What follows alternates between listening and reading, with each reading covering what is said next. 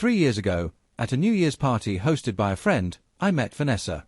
She was 29, beautiful, witty, and full of energy. From the moment we started talking, something just clicked. Our connection was effortless, and within 8 months, we moved in together. 2 years into our relationship, I proposed, and she said yes. Everything felt perfect, at least, that's what I believed. 3 months before our wedding, my entire perception of her shattered. That day, I was working from home while Vanessa thought I was at the office. I had a dentist appointment but didn't think much of mentioning it. I was in our home office, the door slightly ajar, when I heard her laughing on the phone. Her voice had a smugness to it that made me pause. "Girl, he has no idea. He's too in love to notice," she said, her tone dripping with amusement. "After we're married, all my debt becomes our debt. That's $87,000 he'll help pay off without ever knowing it existed before." I froze. $87,000. A number that felt like a punch to the gut. We had talked about finances before, and she had always presented herself as financially stable. She once mentioned student loans, but she made it seem as though they were nearly paid off. Never once did she hint at any significant debt. Her friend must have said something because Vanessa laughed again. "No, I'm not telling him before the wedding. Are you crazy? He'd probably call it off. He's so responsible with money, it's actually annoying sometimes. I've been hiding the collections letters. He never checks the mail anyway. And once we're married, it becomes his problem, not just mine. That's how marriage works." I sat there, my heart pounding, my hands cold. I didn't confront her. Instead, I closed my laptop and took a deep breath, trying to process what I had just heard. The woman I was about to marry had been deliberately deceiving me, plotting to make her financial burden mine without my knowledge. That night, I called my best friend Nolan, who also happened to be a lawyer. I told him everything, keeping my emotions in check. He listened carefully before giving me 2 options. I could insist on a post-nuptial agreement, though he warned me those could be more easily contested, or I could reconsider the entire marriage. "Are you sure you still want to marry someone who's planning to deceive you like this?" he asked. For the first time since hearing that phone call, I allowed myself to really think. If Vanessa was willing to lie about something this huge, what else was she hiding? The trust one had in her crumbled, and in its place, a plan began to form. I acted as if nothing had changed. I was the same affectionate, excited fiancé she had always known. If anything, I seemed even more eager for the wedding. Meanwhile, I worked with Nolan to draft a prenuptial agreement. It included a crucial clause: any debts undisclosed prior to signing would remain the sole responsibility of the person who incurred them. 2 weeks before the wedding, I casually brought up that my parents were insisting on a prenup. "It's just a formality," I told her, downplaying it. "Basic stuff, just protecting what we each bring into the marriage." She hesitated but agreed quickly, too quickly. She didn't even ask to read it carefully, which only confirmed my suspicions. Nolan ensured the document looked standard while making that specific clause airtight. 4 days before the wedding, she signed it without a second thought. The wedding went off without a hitch. Vanessa looked stunning, our families were joyful, and I played the role of the happy groom to perfection. That night, we stayed in the honeymoon suite of a luxurious hotel downtown. The next afternoon, we were supposed to leave for our honeymoon in Bali. Over breakfast in bed, I decided it was time. Now that we're officially married, I think we should have a serious discussion about our finances. She smiled sweetly. "Of course, honey. What's mine is yours, and what's yours is mine, right?" I pulled out a folder and placed it in front of her. "Actually, about that. I know about the $87,000 in debt you've been hiding from me." The color drained from her face. "What are you talking about?" I remained calm. 3 months ago, I overheard your phone conversation. You told your friend you were planning to dump all your debt on me after the wedding because I was too in love to notice.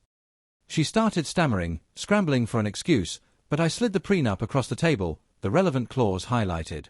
"You should have read this more carefully. Any undisclosed debts remain the sole responsibility of the person who incurred them. Your $87,000 debt is still yours alone." She exploded. She screamed about how I had tricked her, how marriage meant sharing everything. She grabbed her phone, calling her friend in hysterics, while I sat back and finished my coffee, unbothered. When we reached the lobby to check out, she was still in full meltdown mode, crying, yelling, completely losing it. Guests and hotel staff stared in shock. The front desk clerk looked beyond uncomfortable. I calmly turned to her and spoke my final words. I won't be going to Bali. In fact, I won't be staying married to someone who tried to deceive me like this. I've already spoken to Nolan about my options. Her eyes widened. You can keep the wedding gifts, I added. Consider it a parting gesture. And then I walked away. I left her standing in that hotel lobby, mascara running down her tear-streaked face, while I stepped into the taxi I had called. Before I even reached home, I blocked her number. That was 3 days ago. Since then, her family has been blowing up my phone. My family is in shock. Friends are divided. Some think I was cruel. Others think I dodged a bullet. But deep down, I know I made the right decision. Sometimes, discovering someone's true character comes at a high price. In my case, it was a wedding. An expensive lesson, yes, but far better than a lifetime of deception. At the wedding, my best man, Kyle, pulled me aside. He admitted that he had overheard a conversation between Vanessa and her maid of honor, Jenna, the night before at our rehearsal dinner. They were talking about getting her finances sorted once the ring was on. At the time, Kyle assumed they were just discussing the usual merging of bank accounts and financial planning that comes with marriage. Now, he realized there had been a much darker meaning behind their words. Vanessa, of course, had her own version of events. She spun the story to make herself the victim, claiming I had known about her debt all along and deliberately manipulated her. According to her, I tricked her into signing the prenup and then publicly humiliated her. Her narrative painted me as cold, calculating, and cruel. And then something unexpected happened. Jenna, of all people, reached out to me privately.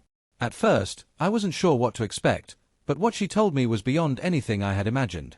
She revealed that Vanessa had also borrowed $5,000 from her the previous year and never repaid a cent. Jenna had brushed it off at the time, assuming Vanessa was just struggling a little, but after everything that had happened, she decided to go through their old messages.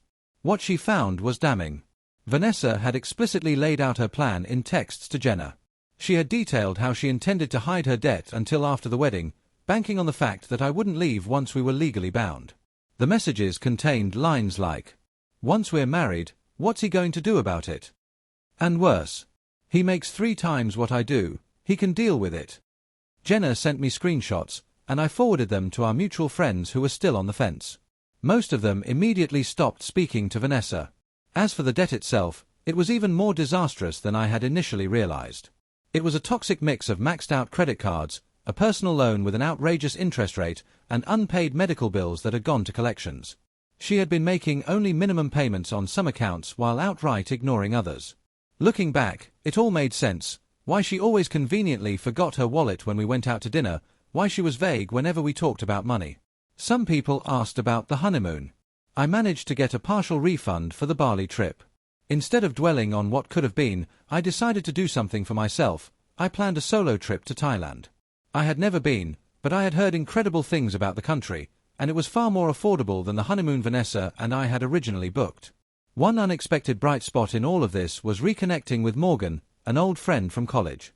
After hearing about what had happened, she reached out to check on me. At first, it was just coffee and casual conversation, something refreshing with someone who had no connection to Vanessa or the situation. There was nothing romantic about it, at least not yet. But after everything, it was nice to talk to someone new, someone real. The nights were the hardest. Some nights, I would lie awake, missing the person I thought Vanessa was. Then, I would remember, she never really existed. Weeks passed, and I started piecing my life back together. The annulment was finalized last week. Just like that, my 3-day marriage was officially over. When I opened the envelope containing the final paperwork, I didn't feel sadness, just relief. Then, yet another revelation hit me. That $87,000 Vanessa had mentioned, that wasn't the full extent of her debt. That was just the part she had been willing to admit to her friend. Nolan helped me run a background check, something I should have done before proposing, and what we found was staggering. Tax liens. More collections.